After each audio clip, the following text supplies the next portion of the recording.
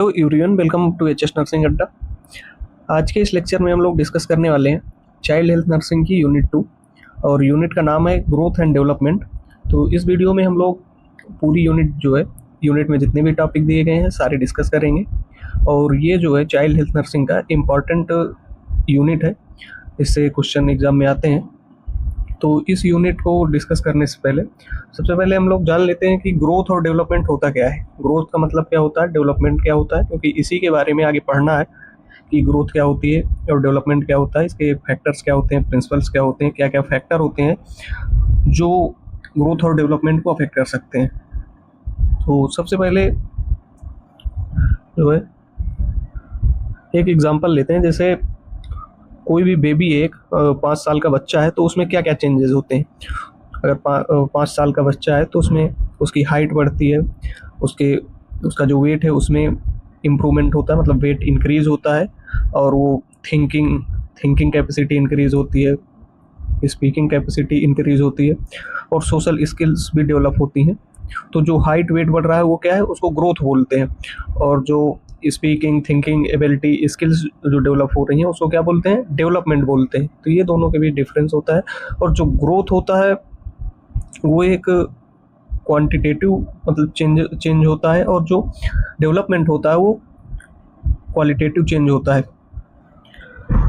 तो ग्रोथ का मतलब क्या होता है, ग्रोथ का मतलब होता है कि साइज का इंक्रीज होना, और डेवलपमेंट का मतलब होता है कि स्किल्स और एबिलिटीज का डेवलपमेंट होना, इसको डेवलपमेंट बोलते हैं। तो ये यहाँ पर इसकी डेफिनेशन दी गई है। Growth is a quantitative increase in the size of the body and its parts. It can be measured in term of weight, height, head, circumference etcetera. फिर उसके बाद आता है डेवलपमेंट। डेवलपमेंट क्या है, development is a quantitative change in the structure and function of the baby. It include physical, mental, social, emotional and behavioural changes, that is called development. तो ये होती है ग्रोथ और डेवलपमेंट की डेफिनेशन। इस image में दिखाई दे रहा होगा आपको ग्रोथ डेवलपमेंट। और यूनिट 2 होने वाली है, जो कि यूनिट का नाम है द हेल्दी चाइल्ड, और इसके अंदर हमको पढ़ना है ग्रोथ और डेवलपमेंट के बारे में। तो ग्रोथ क्या होता है, ग्रोथ को हमने डिस्कस किया था। ग्रोथ में क्या क्या चीज़ें इंक्रीज होती हैं। तो ग्रोथ जो होता है उसमें क्वांटिटेटिव चेंजेस होते हैं, और जो डेवलपमेंट होता है उसमें क्या होता है, क्वालिटेटिव चेंजेस होते हैं बच्चे के अंदर। तो ये दोनों के बीच डिफरेंस है, और इसकी डेफिनेशन यहाँ पर दी गई है। Growth is the increase in size and weight of the body and its parts. It is a quantitative change that can be measured. Example, height, weight, head circumference. तो ये होता है ग्रोथ। और जो डेवलपमेंट होता है ये इंटरनल प्रोसेस होती है और लाइफ लॉन्ग प्रोसेस होती है, रेफर टू डेवलपमेंट है। तो ग्रोथ में क्या होता है, क्वालिटेटिव चेंजेस होते हैं। बेबी की हाइट बढ़ती है, उसका वेट बढ़ता है, उसका हेड सर्कमफरेंस, चेस्ट सर्कमफरेंस, ये सारी चीज़ें क्या होती है, इंक्रीज होती है। और डेवलपमेंट में क्या होता है, डेवलपमेंट में क्वालिटेटिव चेंज होते हैं। जैसे साइकोलॉजिकल डेवलपमेंट होगा, सोशल डेवलपमेंट होगा, स्किल्स डेवलप होती है। तो ये सारी चीज़ें जो है डेवलपमेंट में देखने को मिलती है। तो ये रहा ग्रोथ और development. Growth and development, growth और डेवलपमेंट के प्रिंसिपल मतलब सिद्धांत क्या क्या होते हैं। फर्स्ट है यहाँ पर cephalocaudal principle, proximodistal, general to specific, continuity principle, individual variations and rhythmicity मतलब प्रेडिक्टेबल पैटर्न, मैच्योरेशन प्रिंसिपल। तो ये जो है प्रिंसिपल्स होते हैं ग्रोथ और डेवलपमेंट के। तो यहाँ पर सबसे पहले देखते हैं सिफेलोकाउडल। सिफेलोकाउडल प्रिंसिपल का मतलब होता है, इसमें जो है हेड से लेकर फीट तक का डेवलपमेंट होता है। बेबी पहले क्या करता है, हेड को कंट्रोल करता है, फिर उसके बाद बैठना सीखता है, और बैठने के बाद फिर खड़ा होता है मतलब स्टैंड, फिर उसके बाद चलता है। ये जैसे इमेज में आप देख सकते हैं, बेबी सबसे पहले क्या करता है, क्राउल करेगा, फिर उसके बाद सिट मतलब बैठता है, बैठता है, फिर क्राउल करता है, फिर चलने लगता है, खड़ा होता है। ये जो है सीक्वेंस में चलता रहता है। इसमें सबसे पहले बेबी लेकिन जो है वो हेड को कंट्रोल करना सीखता है। और फिर उसके बाद आता है प्रॉक्सिमोडिस्टल। प्रॉक्सिमोडिस्टल का मतलब होता है बॉडी का जो डेवलपमेंट होता है सेंटर पार्ट से लेकर बाहर की तरफ होता है, सेंटर टू पेरीफेरी। इसमें सबसे पहले बेबी जो है वो शोल्डर और आर्म को क्या करता है, कंट्रोल करता है, फिर उसके बाद अपने हैंड को कंट्रोल करता है, फिर उसके बाद फिंगर को कंट्रोल करता है। फिर आता है general to specific. General to specific का मतलब है पहले मूवमेंट जनरल होता है, बाद में स्पेसिफिक स्किल डेवलप होती है। बेबी पहले पहले क्या करता है, पूरा हैंड हिलाता है, फिर बाद में फिंगर्स से पेंसिल पकड़ना सीखता है, जैसे इसमें देख सकते हैं एग्जाम्पल में। फिर आता है कंटिन्यूटी प्रिंसिपल। कंटिन्यूटी में क्या होता है, जो ग्रोथ और डेवलपमेंट होती है वो कंटिन्यूअस प्रोसेस चलती रहती है। बेबी पहले new born, infant, toddler, child, adolescent, तो ये जो है स्टेज चलती रहती है। फिर उसके बाद आता है इंडिविजुअल वेरिएशन। इंडिविजुअल वेरिएशन का मतलब होता है हर चाइल्ड की, जो भी अलग अलग चाइल्ड है, सबका अलग अलग अपना डेवलपमेंट का और ग्रोथ का पैटर्न होता है। कुछ बच्चे हैं जो 10 मंथ में चलना सीख जाते हैं, कुछ को 12 मंथ लगते हैं, कुछ को 14 मंथ लग जाते हैं चलने में। तो सबका अलग अलग इंडिविजुअल वेरिएशन होती है, मतलब इंडिविजुअल डिफरेंसेस होते हैं। Each child grow and develops at his her own rate. तो इंडिविजुअल डिफरेंसेस का मतलब होता है हर चाइल्ड की अपनी स्पीड, हर चाइल्ड अपनी स्पीड से क्या करता है, डेवलप करता है। एक चाइल्ड 10 मंथ में चलना सीख जाता है, दूसरा 12 मंथ में चलना सीखता है, और दूसरा और चौथा 14 मंथ में चलना सीखता है। तो सब चिल्ड्रन का डेवलपमेंट एग्जैक्टली जो है वो सेम नहीं होता है, तो इसी को बोलते हैं इंडिविजुअल वेरिएशन। फिर आता है रिदमिसिटी। इसमें क्या होता है कि ग्रोथ की स्पीड हमेशा सेम नहीं रहती है, कभी फास्ट होती है, कभी स्लो होती है। और फिर उसके बाद आता है मैच्योरेशन प्रिंसिपल। मैच्योरेशन प्रिंसिपल में क्या होता है, बॉडी और ब्रेन का जो है बायोलॉजिकल मैच्योरिटी और एबिलिटी के साथ डेवलप होती है। जब बेबी का ब्रेन, मसल और नर्वस सिस्टम सफिशिएंटली मैच्योर होते हैं, तब वो क्या कर सकता है, सिट कर बैठता है, चलता है, खड़ा होता है, मतलब अपना जो काम है वो कर पाता है। तो उसको क्या बोलते हैं, मैच्योरेशन प्रिंसिपल बोलते हैं। ये एक बायोलॉजिकल प्रोसेस होती है। इस चार्ट में आपको दिखाई दे रहा है किस तरह से डेवलप होता है बेबी। तो जो प्रिंसिपल है ग्रोथ और डेवलपमेंट के, cephalocaudal, proximodistal, general to specific, continuity principle, individual variation, rhythmicity and maturational principle. अब इसके बाद हम लोग डिस्कस करेंगे factor affecting growth and development. Factor कौन से हैं जो कि ग्रोथ और डेवलपमेंट दोनों को अफेक्ट करते हैं। फर्स्ट है यहाँ पर genetic factor like height, body shape, hair and eye colour affect growth. तो ये है फैक्टर जो कि ग्रोथ को अफेक्ट करते हैं, ग्रोथ और डेवलपमेंट को। इन्वायरमेंटल फैक्टर में क्या आता है, surrounding in which a child grow, home, school, family, ये सारी चीज़ें जो है बेबी को। तो इन्वायरमेंट में क्या चीज़ें आती हैं, जैसे होम के सराउंडिंग्स क्या है, जो सराउंडिंग्स है मतलब घर के चारों तरफ क्या होना चाहिए, क्लीनलीनेस होना चाहिए, सैनिटेशन होना चाहिए, क्लीन वाटर होना चाहिए, सेफ होम होना चाहिए और हेल्दी इन्वायरमेंट होना चाहिए। तो ये जो इन्वायरमेंट होता है ये बेबी के ग्रोथ और डेवलपमेंट को अफेक्ट करता है। फिर आता है न्यूट्रिशन। न्यूट्रिशन प्रॉपर अगर फूड डाइट प्रोवाइड करेंगे बेबी को, हेल्दी डाइट देंगे, हेल्दी डाइट मिलेगी, vitamins, minerals, complete balance diet देते हैं, तो ग्रोथ और डेवलपमेंट अफेक्ट होता है। अगर ये सारी चीज़ें नहीं प्रोवाइड करेंगे तो क्या होगा, बेबी जो है वो माल नरिश हो जाता है। फिर आता है socio economic factor. Socio economic factor में क्या होता है कि फैमिली की इनकम भी बेबी की ग्रोथ और डेवलपमेंट के लिए डिपेंड करती है। अगर अच्छी फैमिली है, इनकम है पेरेंट्स की, तो बेबी को क्या कर सकते हैं, प्रॉपर तरीके से डाइट प्रोवाइड करवा सकते हैं, जो भी उसकी रिक्वायरमेंट है वो फुलफिल होगी। फिर उसके बाद आता है फैमिली फैक्टर। फैमिली का साइज़, कितने लोग हैं फैमिली में, बेबी को सपोर्ट मिल रहा है कि नहीं मिल रहा है, तो ये फैमिली फैक्टर होता है। फिर उसके बाद आता है हेल्थ स्टेटस। हेल्थ स्टेटस में आता है क्रोनिक इलनेस, मतलब लंबे समय से चली आने वाली बीमारियां, इन्फेक्शन, कंजेनाइटल डिफेक्ट। अगर कंजेनाइटल डिफेक्ट है तो इसकी वजह से क्या है, जो ग्रोथ और डेवलपमेंट है वो डिले हो सकता है, मेंटल डेवलपमेंट नहीं होगा सही से। तो ये हेल्थ स्टेटस जो है वो भी अफेक्ट करता है ग्रोथ और डेवलपमेंट के लिए। फिर आता है psychological factor. Stress and fear affect growth and learning. ये रहा आपका factors affecting growth and development. कुछ हार्मोनल फैक्टर भी होते हैं जो कि ग्रोथ और डेवलपमेंट को अफेक्ट करते हैं। इसके बाद नेक्स्ट टॉपिक दिया गया है आपके सिलेबस में, growth and development from birth to adolescence. Birth से लेकर और एडोलेसेंट की स्टेज तक क्या क्या बेबी में डेवलप होता है। तो इन्फेंसी जो होता है वो बर्थ से लेकर 1 ईयर तक के पीरियड को क्या बोलते हैं, इन्फेंसी बोलते हैं। और इसमें ग्रोथ और डेवलपमेंट क्या क्या होता है, किन किन चीज़ों में डेवलपमेंट होता है। तो सबसे पहले 0 से लेकर 1 साल तक का बेबी है तो उसको क्या बोलते हैं, इन्फेंसी की कैटेगरी में आता है। तो इसमें जो है बेबी का जो वेट है, बेबी का वेट डबल हो जाता है 5 मंथ्स में, और 1 ईयर में क्या हो जाता है, बेबी का वेट जो है वो ट्रिपल हो जाता है।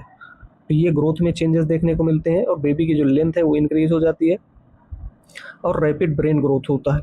और डेवलपमेंट में क्या क्या चीज़ें देखने को मिलती हैं, 1 से 3 मंथ के अंदर बेबी जो है सोशली स्माइल करेगा, स्माइल करने लगता है। और 4 to 6 मंथ के अंदर क्या होता है, बेबी ऑब्जेक्ट को पकड़ना सीख जाता है और बैठता है सपोर्ट के साथ। 7 to 9 मंथ में बेबी क्या करता है, क्राउल करने लगता है, और विदाउट सपोर्ट के भी बैठ सकता है, सिट विदाउट सपोर्ट। और 4 to 6 मंथ में क्या था, बेबी सपोर्ट के साथ बैठ रहा था। फिर 10 to 12 मंथ में क्या होता है, बेबी जो है वो खड़ा होता है, फिर उसके बाद चलना सीख जाता है सपोर्ट के साथ साथ। तो ये जो है ये डेवलपमेंट देखने को मिलता है। तो ग्रोथ में क्या चीज़ें होती हैं, ग्रोथ में वेट उसका डबल ट्रिपल हो जाता है, और डेवलपमेंट में वो ये सारी चीज़ें उसके अंदर डेवलप होती हैं। पहले सोशल स्माइल डेवलप होती है, उसके बाद वो ऑब्जेक्ट को पकड़ने लगता है और सपोर्ट के साथ बैठता है, सपोर्ट के साथ खड़ा होने लगता है, चलता है। तो ये सारी चीज़ें जो है इन्फेंसी में देखने को मिलती हैं। 0 से 1 ईयर में ये सारी चीज़ें बेबी के अंदर डेवलपमेंट और ग्रोथ ये चीज़ें होती हैं। फिर उसके बाद आता है टॉडलर। तो टॉडलर जो होता है वो 1 से 3 साल के बच्चे को क्या बोलेंगे, 3 साल तक के बच्चे को क्या बोलते हैं, टॉडलर बोलते हैं। इसमें क्या होगा, ग्रोथ में उसका वेट जो है वो बढ़ेगा पर ईयर 2 से 3 kg, और हाइट इंक्रीज होगी। और डेवलपमेंट क्या होगा, वो चलेगा, मतलब खुद के वॉक इंडिपेंडेंटली, मतलब उसको अब सपोर्ट की नीड नहीं है चलने के लिए, खुद से अब चल सकता है। बेबी रनिंग करना स्टार्ट कर देता है, टॉयलेट ट्रेनिंग दी जाती है बेबी को, और वो वर्ड्स बोलना स्टार्ट कर देता है।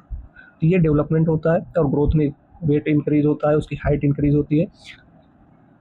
फिर है प्री स्कूल। तो प्री स्कूल एज जो होती है 3 से 6 ईयर एज ग्रुप वाले बच्चे आते हैं स्कूल एज में, प्री स्कूल एज में, जिसमें हाइट इंक्रीज होती है, वेट बढ़ता है, और डेवलपमेंट में प्रॉपर तरीके से वो दौड़ना सीख जाता है, जंप करता है, क्लाइंब करता है, क्लियरली बोलना सीख जाता है, कलर्स को आइडेंटिफाई करता है, और काउंटिंग, बेसिक काउंटिंग करना सीख जाता है। तो ये डेवलपमेंट होता है। फिर उसके बाद स्कूल एज में क्या डेवलपमेंट होगा, 6 to 12 ईयर्स में। तो जो ग्रोथ होता है उसमें हाइट वेट ही इंक्रीज होती है, हाइट वेट इंक्रीज होगा, परमानेंट टीथ अपीयर होने लगेंगे। फिर उसके बाद डेवलपमेंट में क्या होगा, बेबी जो है लॉजिकल थिंकिंग करेगा, और रूल और डिसिप्लिन को क्या करेगा, समझने लगता है, स्कूल एज वाला चिल्ड्रन। फिर उसके बाद आता है एडोलेसेंस स्टेज। इसमें क्या होता है, 12 to 18 ईयर्स एज ग्रुप वाले जो बच्चे हैं वो आते हैं इसमें प्यूबर्टी चेंजेस देखने को मिलेंगे। गर्ल्स में क्या होता है, ब्रेस्ट डेवलपमेंट होता है, और मेंस्ट्रुअल साइकिल जो है वो स्टार्ट होना शुरू हो जाता है। और बॉयज़ में क्या होगा, वॉइस चेंज हो जाती है, मसल्स ग्रोथ होती है, और अब्स्ट्रैक्ट थिंकिंग करते हैं, इमोशनल इनस्टेबिलिटी होती है। तो ये सारे ग्रोथ और डेवलपमेंट में चेंजेस आते हैं डिफरेंट एज ग्रुप के साथ, कि बेबी जब पैदा हुआ है उससे लेकर 1 साल तक उसमें क्या क्या डेवलपमेंट होगा। फिर टॉडलर अगर है तो उसमें क्या चेंजेस देखने को मिलेंगे, ग्रोथ डेवलपमेंट क्या होगा। फिर उसके बाद प्री स्कूल एज आती है, स्कूल एज, एडोलेसेंस। तो ये जो है इस तरह से बेबी का ग्रोथ और डेवलपमेंट होता है। डेवलपमेंट थ्योरीज, इसकी थ्योरीज किसकी ग्रोथ और डेवलपमेंट की कितनी थ्योरीज होती हैं उसके बारे में डिस्कस करेंगे। तो सिगमंड फ्रॉइड की थ्योरी है साइकोसेक्सुअल थ्योरी, और उसके बाद आता है इरेक्शन की थ्योरी, इरेक्शन के बाद आता है पिगेट की थ्योरी, पिगेट के बाद कोहलबर्ग की थ्योरी। तो ये थ्योरीज हैं जो कि साइंटिस्ट ने दिया है चाइल्ड की ग्रोथ और डेवलपमेंट से रिलेटेड। तो फर्स्ट यहाँ पर हम देखते हैं सिगमंड फ्रॉइड की थ्योरी है, जिसको साइकोसेक्सुअल थ्योरी भी बोला जाता है।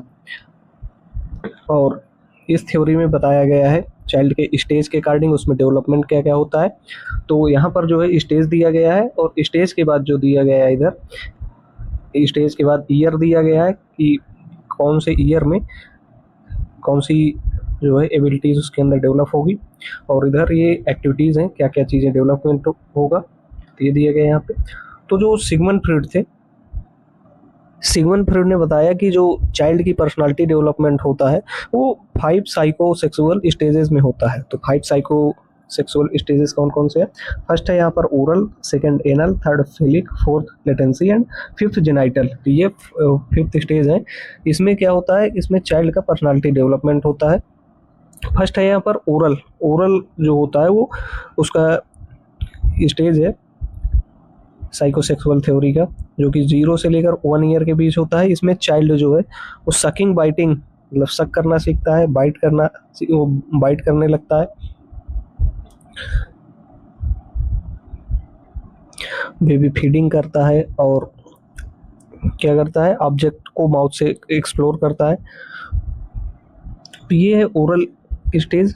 फिर उसके बाद आती है एनल स्टेज। एनल स्टेज जो होती है वो 1 से लेकर 3 साल के बीच में होती है। उसमें क्या किया जाता है, उसमें बताया चाइल्ड को टॉयलेट ट्रेनिंग दी जाती है। और फिर उसके बाद आता है फेलिक स्टेज। फेलिक स्टेज में चाइल्ड जो है वो अपने बॉडी के डिफरेंसेस के बारे में उसके अंदर अवेयरनेस डेवलपमेंट होती है और वो आइडेंटिफाई करता है चीज़ों को। फिर है लेटेंसी। लेटेंसी जो है 6 to 12 ईयर्स के बीच में रहती है। इस स्टेज में क्या होता है, social and intellectual development. Social development होता है और इंटेलेक्चुअल डेवलपमेंट होता है। मतलब अब चाइल्ड का जो मेजर फोकस होता है वो स्कूल पर, लर्निंग पर और फ्रेंड्स पर होता है। तो ये लेटेंसी स्टेज होती है। फिर उसके बाद आता है जेनाइटल।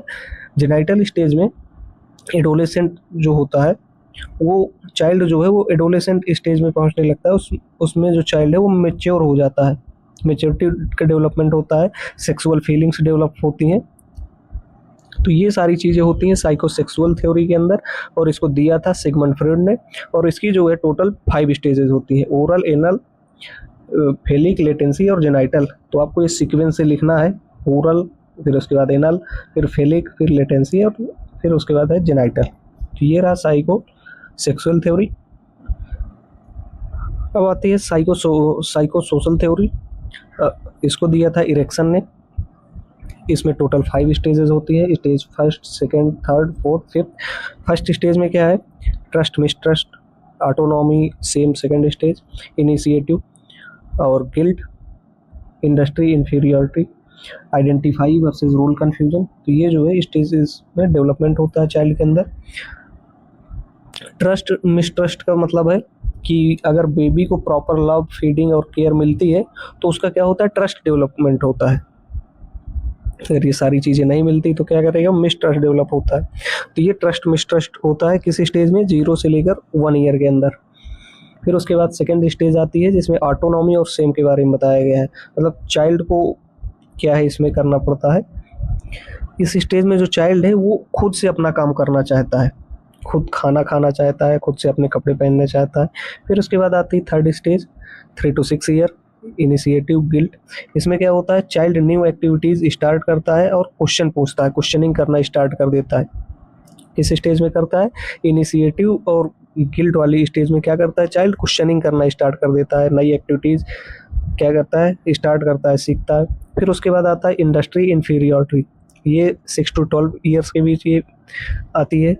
इस स्टेज में क्या होता है, स्कूल एज में चाइल्ड क्या करता है, ये स्कूल एज होती है और इसमें चाइल्ड जो है स्किल डेवलपमेंट करता है, राइटिंग करना सीखता है, गेम खेलना सीखता है, गेम्स खेलता भी है, पढ़ना सीखता है। तो ये होती है स्टेज फोर्थ, इंडस्ट्री, इंफीरियरिटी। फिर उसके बाद आता है आइडेंटिफाई एंड रोल कन्फ्यूजन। ये 12 से लेकर 18 ईयर्स के बीच होती है। इसमें क्या होता है, एडोलेसेंट जो है वो सोचता है कि मैं कौन हूँ और मुझे फ्यूचर में क्या बनना है, ये सारी चीज़ें उसके अंदर डेवलप होती है। तो ये रहा साइकोसोशल थ्योरी जो कि इरेक्सन ने दिया था। और इसके 5 स्टेजेस होती हैं, स्टेज 1, 2, 3, 4, 5। और इसको आपको इसी तरह से लिखना है जैसे लिखा है। इसके अंदर क्या क्या चीज़ें होती हैं वो लिख सकते हैं आप, अपने से भी ऐड ऑन कर सकते हैं। फिर उसके बाद अब बात करेंगे थर्ड स्टेज, मतलब थर्ड थ्योरी के बारे में। पिगेट ने दिया था, जीन पिगेट। इन्होंने कॉग्निटिव डेवलपमेंट के बारे में बताया था कि चाइल्ड में किस तरह से डेवलपमेंट होता है, वो किस तरह से थिंकिंग करता है। तो ये किसने बताया था, पिगेट ने। पिगेट ने बताया कि चाइल्ड की थिंकिंग और इंटेलिजेंस कैसे डेवलप होती है। Focus on thinking, reasoning, problem solving and intellectual development. इसमें इसकी जो है 4 स्टेजेस होती हैं, 1, 2, 3, 4। आप यहाँ पर लिख सकते हो 1, 2, 3 and then 4।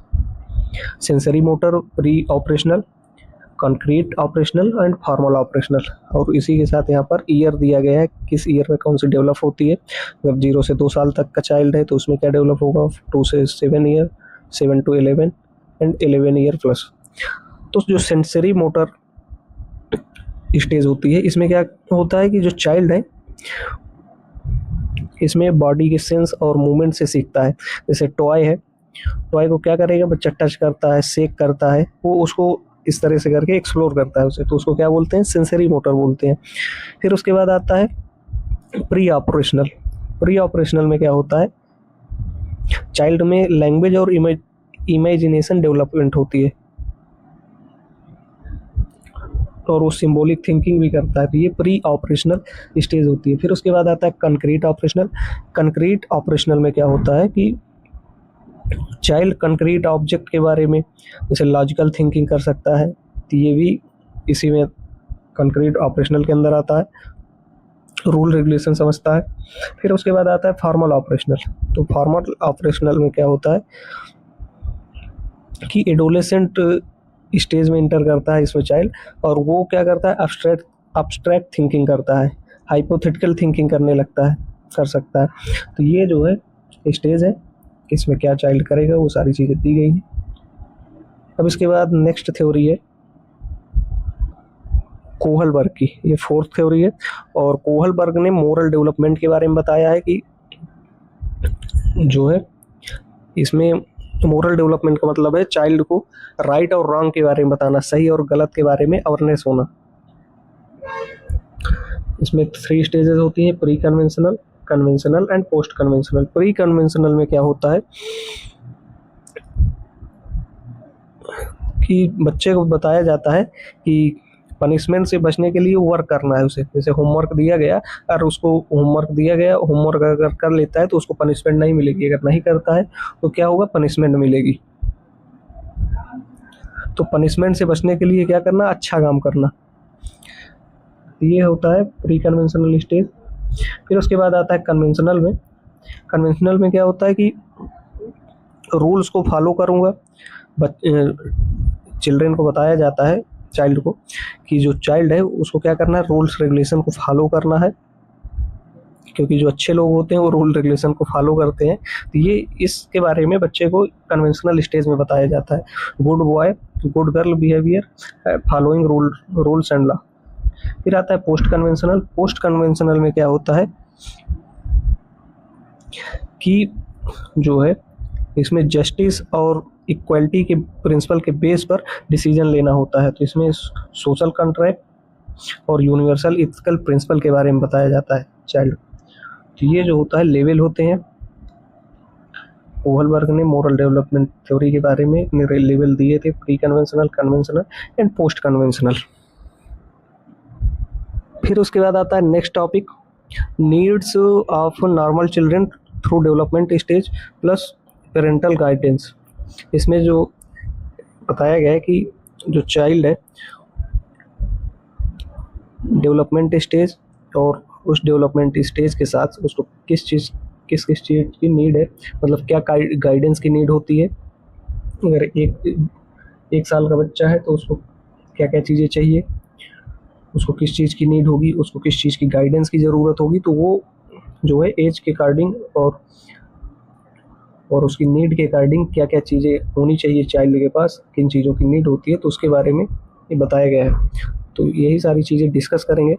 Need of normal child, need of normal children through developmental stages and parental guidance. तो फर्स्ट है इन्फेंसी। इन्फेंट है तो उसको क्या नीड होगी, एडुकेट न्यूट्रिशन की नीड होगी, और एक्सक्लूसिव ब्रेस्ट फीडिंग होनी चाहिए। इस एक्सक्लूसिव ब्रेस्ट फीडिंग का मतलब होता है कि जब से बेबी बॉर्न हुआ है, मतलब पैदा हुआ है, उस समय से लेकर 6 मंथ तक क्या करवाना, उसको एक्सक्लूसिव ब्रेस्ट फीडिंग करवाना। उस समय तक ब्रेस्ट फीड करवाना क्या कहलाता है, एक्सक्लूसिव ब्रेस्ट फीडिंग कहलाता है। फिर उसके बाद हम वीनिंग स्टार्ट करते हैं 6 मंथ के बाद। बेबी को क्या करना है, वार्मथ और प्रोटेक्शन प्रोवाइड करना है, मतलब टेम्परेचर मेंटेन रखने के लिए क्या करना है, उसको बेबी को वार्म रखना है और उसको प्रोटेक्ट करना है। प्रॉपर स्लीप की नीड होती है डेली जो है, तो उसको 16 to 18 hours per day sleep की नीड होती है। क्लीन इन्वायरमेंट चाहिए, हाइजीन मेंटेन होना चाहिए, और शेड्यूल के अकॉर्डिंग उसका इम्यूनाइजेशन भी होना चाहिए। फिर उसके बाद आता है पेरेंटल गाइडेंस, क्या क्या पेरेंट्स उसको गाइड करेंगे। तो एक्सक्लूसिव ब्रेस्ट फीडिंग के बारे में प्रैक्टिस करवाना है। Hold baby properly, maintain skin to skin contact. इसका मतलब क्या होता है कि बेबी को होल्ड करने के बारे में बताना है, गाइडेंस देना है पेरेंट्स को कि बेबी को होल्ड किस तरह से करना है, और skin to skin contact maintain रखना है। क्यों मेंटेन रखना है? क्योंकि बेबी को जो है हाइपोथर्मिया से प्रिवेंट करने के लिए skin to skin contact maintain करके रखना है, जिससे मदर बेबी की बॉन्डिंग क्या हो सके, इम्प्रूव हो सके। और प्रैक्टिस करवाना है क्या, exclusive breast feeding. Exclusive breast feeding का मतलब होता है 6 मंथ तक ब्रेस्ट फीडिंग करवाना, उसके बारे में बताना है। और रेगुलर इम्यूनाइजेशन के बारे में बताना है कि बच्चे को क्या क्या वैक्सीन लगेगी, कब लगेगी, उसके बारे में बताना है। और बताना है कि बेबी को क्या करना है, सेक नहीं करना है इधर उधर। लाउड नॉइसेस से क्या करना है, दूर रखना है। ओवर क्राउडिंग एरिया से दूर रखना है बेबी को। Keep small object away from the away keep small object away to prevent choking.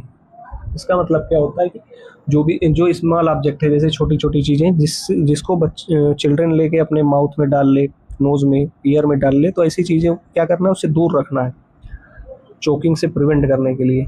ये पेरेंटल गाइडेंस है उस एज के अकॉर्डिंग। फिर अगर उसके बाद आता है टॉडलर, 1 से 3 साल के बच्चों के लिए क्या क्या चीज़ें उनको नीड की ज़रूरत होती है। तो बैलेंस डाइट उनको चाहिए, टॉयलेट ट्रेनिंग दी जानी चाहिए, टॉयलेट ट्रेनिंग के बारे में बताना चाहिए, play activities and motor skills.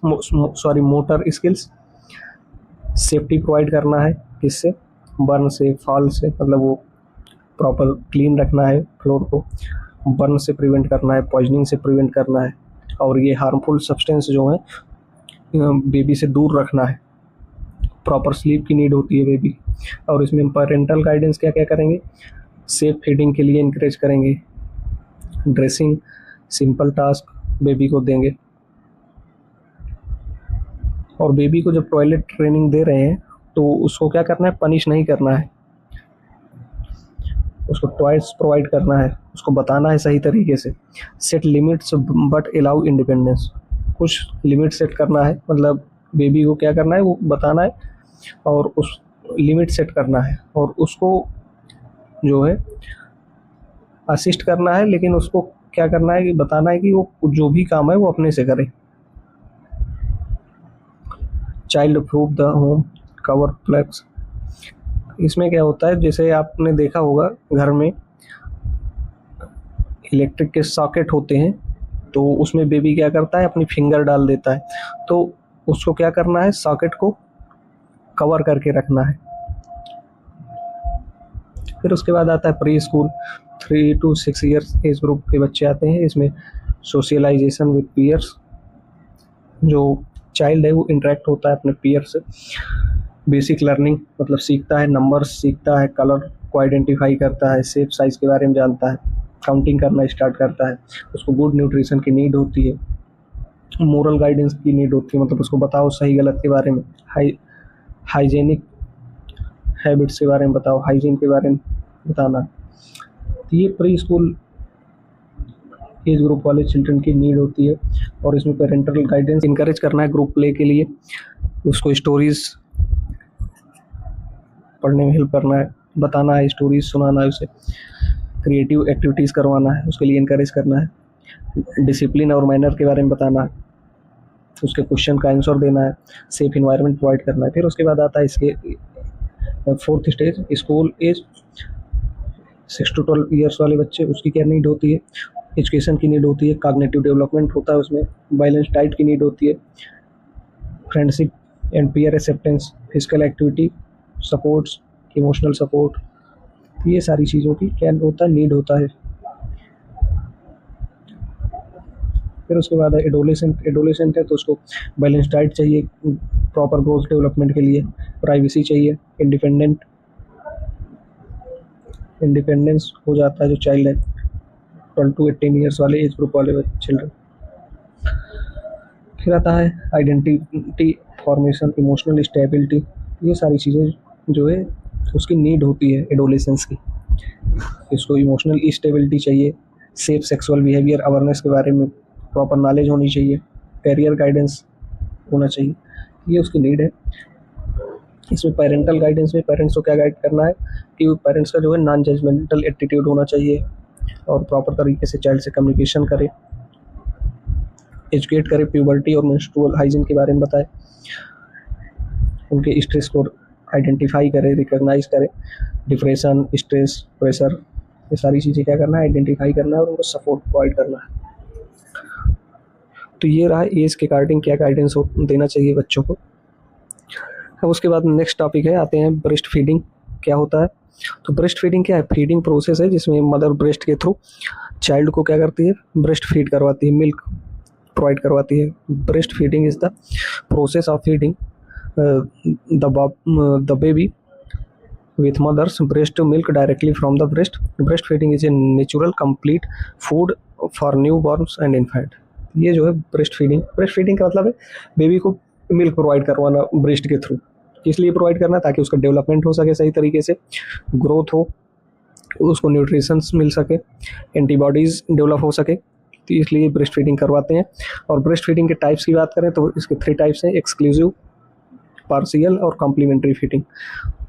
Exclusive breast feeding जो होती है, बेबी को 6 मंथ तक क्या करना है, ब्रेस्ट फीड करवाना है और उस ब्रेस्ट फीड के साथ साथ उसको ना पानी देना है, ना हनी देना है, गुट्टी और एनिमल मिल्क कुछ भी नहीं प्रोवाइड करना है, केवल 6 मंथ तक मदर ब्रेस्ट मिल्क ही बेबी को क्या करना है, प्रोवाइड करवाना है।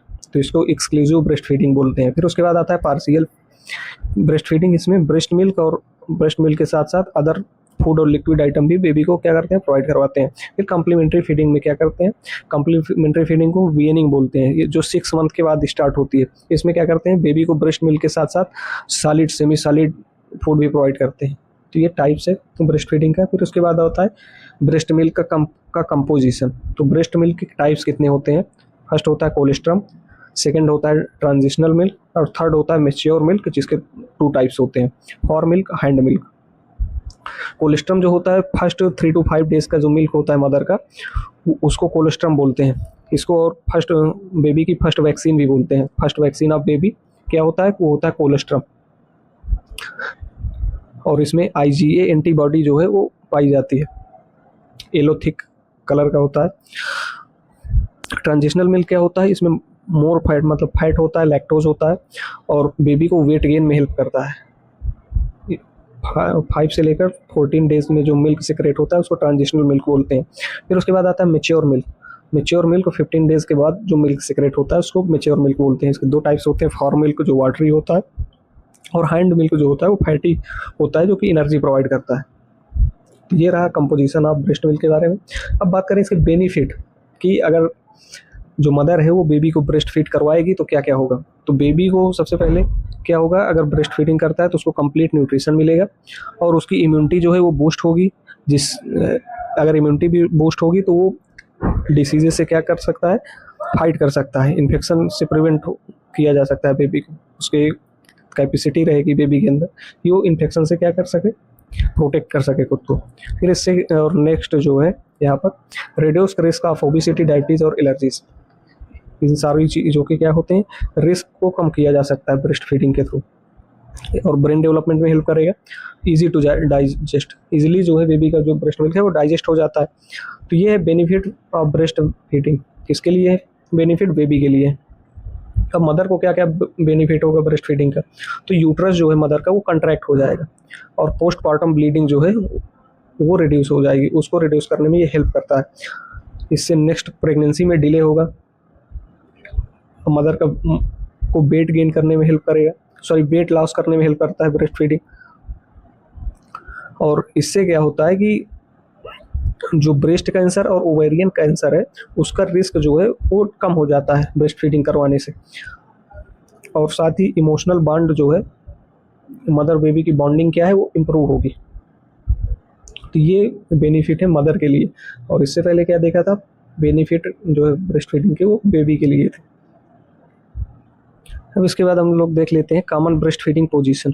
ब्रेस्ट फीडिंग की पोजीशन क्रेडल होल्ड होती है, cross cradle hold, football hold, side laying position, laid back position. और इस पोजीशन तो ये कॉमन जो है ब्रेस्ट फीडिंग पोजीशंस होती हैं, और इसको इमेज के थ्रू देखते हैं तो आपको समझ में आएगा, क्योंकि यहाँ पर क्रेडल होल्ड क्या होता है, फुटबॉल होल्ड क्या होता है, कि आप ऐसे नाम तो पता हो जाएगा, लेकिन अब जब आप देखेंगे तब आपको ज़्यादा समझ में आएगा। तो इमेज ले लेते हैं इसकी। तो ये है common breast feeding positions: laid back position, cross cradle hold position, football hold position and cradle hold position, cross cradle position, side laying position. तो ये टोटल 5 पोजीशन है जो कि ब्रेस्ट फीडिंग इस तरह से बेबी को करवा सकते हैं। इमेज में आपको क्लियर हो गया होगा।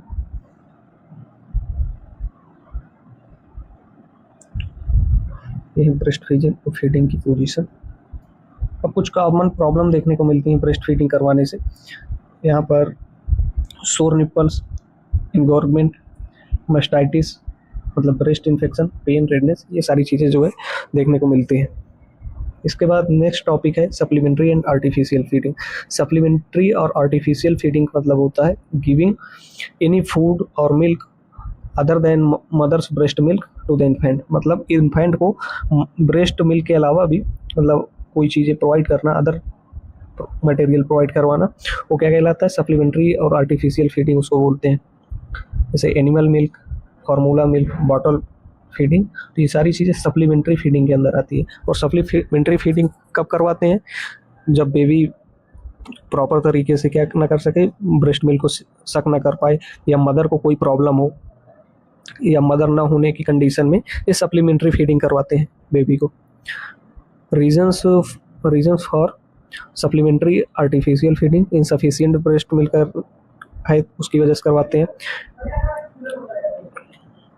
और बेबी में अगर क्लिप्ट लिप है, क्लिप्ट पैलेट है तब प्रोवाइड करवाते हैं। वर्किंग मदर है, प्रॉपर फीडिंग शेड्यूल नहीं है उसका, तो इस वजह से करवाते हैं। अगर मदर इलनेस है, मतलब इलनेस है मदर में और उसकी मेडिकेशंस चल रही हैं और इस वजह से मदर ब्रेस्ट फीड नहीं करवा पा रही है, तो फार्मूला मिल्क का यूज करते हैं। सप्लीमेंट्री और आर्टिफिशियल फीडिंग बेबी को करवाते हैं।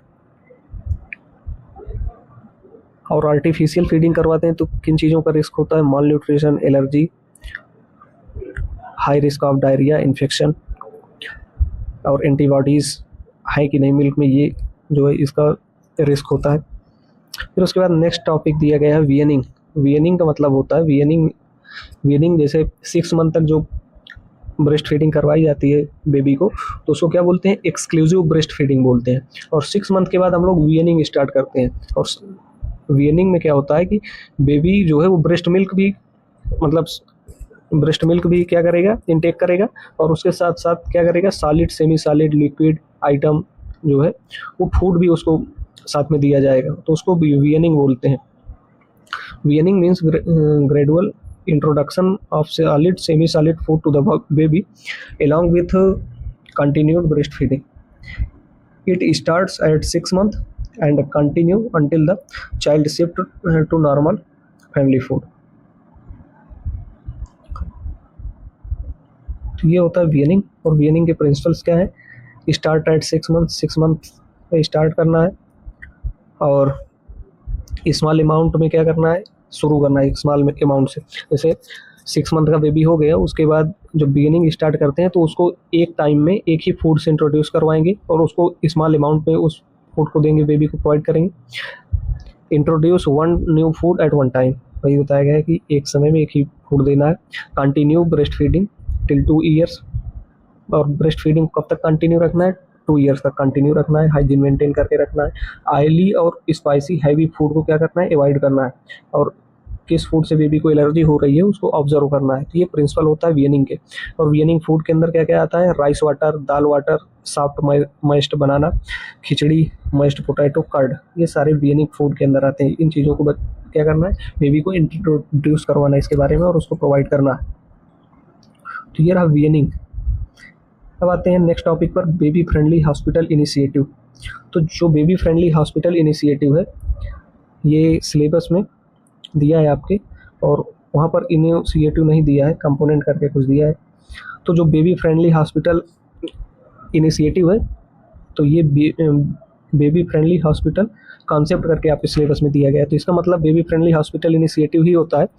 तो बेबी फ्रेंडली हॉस्पिटल इनिशिएटिव जो है एक प्रोग्राम है, और इस प्रोग्राम को लॉन्च किया है वर्ल्ड हेल्थ ऑर्गेनाइजेशन ने और यूनिसेफ ने, United nation of child emergency fund ने क्या किया है, इसको लॉन्च किया है। कब लॉन्च किया गया था? 1991 में, प्रोटेक्ट करने के लिए, प्रमोट करने के लिए और सपोर्ट प्रोवाइड करने के लिए। किसको सपोर्ट प्रोवाइड करने के लिए लॉन्च किया गया था? ब्रेस्ट फीडिंग को सपोर्ट प्रोवाइड करने के लिए ये प्रोग्राम लॉन्च किया गया था 1991 में, और वर्ल्ड हेल्थ ऑर्गेनाइजेशन और यूनिसेफ ने इसको लॉन्च किया गया था।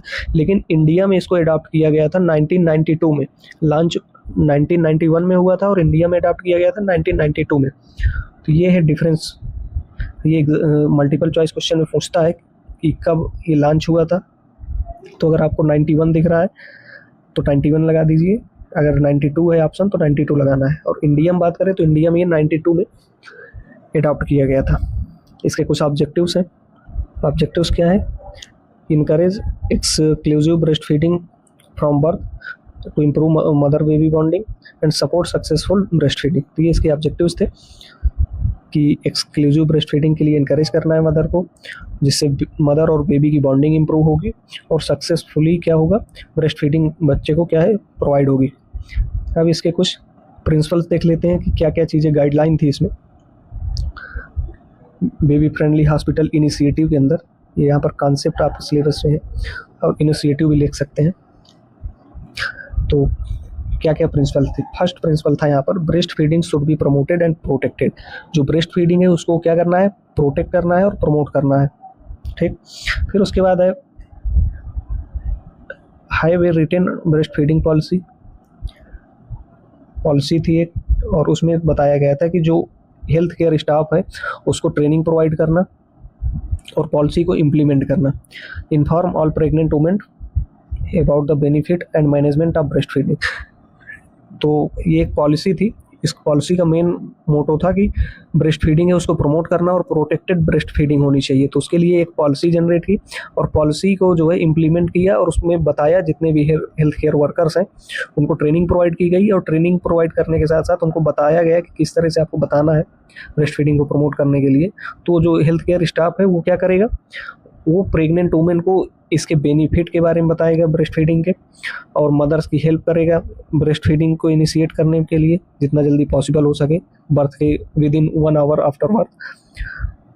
और मदर को पोजीशन के बारे में बताना है, ब्रेस्ट फीडिंग किस तरह से करवाना है उसके बारे में बताना है, गुड अटैचमेंट बैड अटैचमेंट के बारे में बताना है,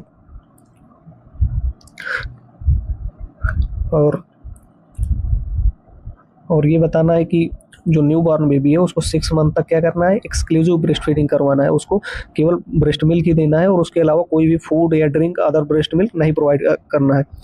ब्रेस्ट फीडिंग करवाना है बेबी को जब वो डिमांड करे। रूमिंग इन फैसिलिटीज़ के बारे में बताया गया है कि जो बेबी और मदर है उसको एक साथ रखा जाए, और बॉटल फीडिंग को क्या करना है, अवॉइड करना है। तो ये प्रिंसिपल थे बेबी फ्रेंडली हॉस्पिटल इनिशिएटिव के, या इसको बेबी फ्रेंडली हॉस्पिटल कॉन्सेप्ट भी बोल सकते हैं। और ये 1991 में, मतलब 1991 में इसको लॉन्च किया था वर्ल्ड हेल्थ ऑर्गेनाइजेशन और यूनिसेफ ने, और इंडिया में इसको अडॉप्ट किया गया था 1992। इसके बेनिफिट क्या है? Higher rate of exclusive breast feeding, better infant and maternal health outcome, reduce infant mortality and morbidity and enhance emotional bonding between mother and baby. तो ये इसके बेनिफिट थे। फिर अब आते हैं नेक्स्ट टॉपिक पे, types and value of play and selection of play material. तो प्ले का मतलब क्या है कि बच्चा खेलता है और एक्टिविटी करता है। ये एक नेचुरल प्रोसेस है जिसमें उसको ग्रोथ और डेवलपमेंट में इसको क्या हेल्प मिलती है, वो फिजिकली और मेंटली सोशली उसका डेवलपमेंट होता है। तो उसको क्या बोलते हैं, play. Play is a natural and enjoyable activity in which children learn growth and development physically, mentally, emotionally and socially। ये होता है प्ले। और कितने टाइप्स का प्ले होता है? प्ले का मतलब है खेलना, किस तरह से बच्चा खेल सकता है। तो फर्स्ट है यहाँ पर solitary play, parallel play, associative play, cooperative play. इस जो सॉलिटरी प्ले होता है उसमें बच्चा जो है अकेले खेलता है। तो पैरेलल प्ले में child play side by side but not together, side by side खेलता है, जैसे एक कोने में बैठ जाएगा वो खेलता रहेगा। और इसमें क्या होता है, ये ग्रुप में नहीं खेलता है। फिर उसके बाद आता है एसोसिएटिव प्ले। इसमें ग्रुप में खेलता है बिना किसी रूल रेगुलेशन के। और कोऑपरेटिव प्ले में क्या होता है, इसमें जो चाइल्ड है वो ग्रुप में खेलता है और रूल रेगुलेशन के साथ खेलता है। जैसे स्कूल एज ग्रुप वाले चिल्ड्रेन है तो क्या करेंगे, रूल बनाते हैं फिर अपने अकॉर्डिंग खेलते हैं, तो उस तरह से खेलता है। तो ये होता है कोऑपरेटिव प्ले। तो टाइप्स ऑफ प्ले है, कितने टाइप्स खेल सकते हैं, solitary, parallel, associative and cooperative play. फिर है according to play, according to activity, physical play, dramatic play. Physical play में क्या है, रनिंग, जंपिंग, क्राइंग, जिससे फिजिकल ग्रोथ में हेल्प होती है। ड्रामेटिक प्ले में क्या करता है, डॉक्टर, टीचर, पेरेंट्स, इस तरह की एक्टिविटीज़ करता है। तो ये ड्रामेटिक एक्टिविटीज़ के अंदर आती है, इसमें इमेजिनेशन डेवलपमेंट होता है। फिर आता है कंस्ट्रक्टिव प्ले, इसमें ब्लॉक्स, पजल्स को सॉल्व करता है, ड्राइंग करता है, इससे क्रिएटिविटी और थिंकिंग इम्प्रूव होती है। सोशल प्ले में आता है ग्रुप के साथ खेलता है, टीम प्ले करता है। सेंसरी प्ले में सैंड, वाटर और क्ले से खेलता है, ठीक है, सेंसरी प्ले हो गए। फिर टाइप्स ऑफ प्ले हैं, एक्टिविटी के अकॉर्डिंग और वैसे टाइप्स ऑफ प्ले। अब इसकी वैल्यूज़ और इम्पोर्टेंस क्या होता है, खेलना क्यों ज़रूरी होता है। इससे फिजिकल डेवलपमेंट होगा, मसल जो है वो इम्प्रूव होगी, स्ट्रेंथ बढ़ेगी, कोऑर्डिनेशन और हेल्थी ग्रोथ जो है वो होगा, डेवलपमेंट होगा, हेल्दी ग्रोथ होगी। मेंटल डेवलपमेंट होगा, मेंटल डेवलपमेंट में उसकी प्रॉब्लम सॉल्विंग एबिलिटी जनरेट होगी, क्रिएटिविटी जनरेट होगी, वो नई नई चीज़ें खोजेगा, उसको सॉल्व करेगा, क्वेश्चनिंग करेगा। तो ये होता है। फिर उसके बाद आता है इमोशनल डेवलपमेंट, इससे उसका फियर रिड्यूस होता है, वो अपनी फीलिंग को एक्सप्रेस कर पाता है, और फ्रेंडशिप डेवलप करता है, कम्युनिकेशन करता है, स्किल्स इंप्रूव करता है, लैंग्वेज डेवलपमेंट होती है, मोरल डेवलपमेंट होता है, जिसमें टीचर्स जो होते हैं उसको डिसिप्लिन और ऑनेस्टी, रूल्स रेगुलेशन के बारे में बताते हैं। तो ये वैल्यू और इम्पोर्टेंस है प्ले के बारे में, कि खेलने से क्या क्या चीज़ें होती हैं, क्या क्या चीज़ें इम्प्रूव होती हैं। फिर उसके बाद है principles of selecting play material. तो जो है प्ले मटेरियल जो होता है बच्चों के खेलने के लिए, वो क्या होना चाहिए, सेफ होना चाहिए और नॉन टॉक्सिक होना चाहिए। मतलब शार्प आइटम नहीं होना चाहिए, हार्मफुल मटेरियल बिल्कुल नहीं होना चाहिए, जिससे बच्चे को क्या हो, हार्म हो या कोई भी उंड हो। तो ये जो है सेफ होना चाहिए और नॉन टॉक्सिक होना चाहिए, सिंपल होना चाहिए, अट्रैक्टिव होना चाहिए, ब्राइट कलर्स होना चाहिए, इजीली यूज कर सके, एजुकेशनल वैल्यू से रिलेटेड होना चाहिए, जो बच्चे की लर्निंग प्रमोट करे, ड्यूरेबल, वॉशेबल होना चाहिए, जिसको इजी क्लीन किया जा सके, और लॉन्ग लास्टिंग होना चाहिए, सूटेबल साइज होना चाहिए।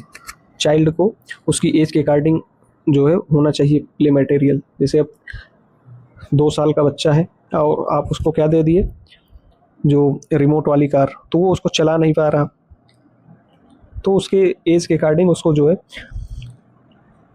उसका प्ले मटेरियल होना चाहिए। Promote physical activity, movement and exercise, ये प्रिंसिपल्स है। और एग्जांपल है प्ले मटेरियल क्या होना चाहिए। जैसे इन्फेंट है तो रैटल्स, सॉफ्ट टॉयज होने चाहिए उसके लिए। टॉडलर है तो ब्लॉक्स, पुश ब्लॉक्स टॉयज होने चाहिए। प्री स्कूल्स है तो डॉल्स, कलरिंग ब्लॉक्स।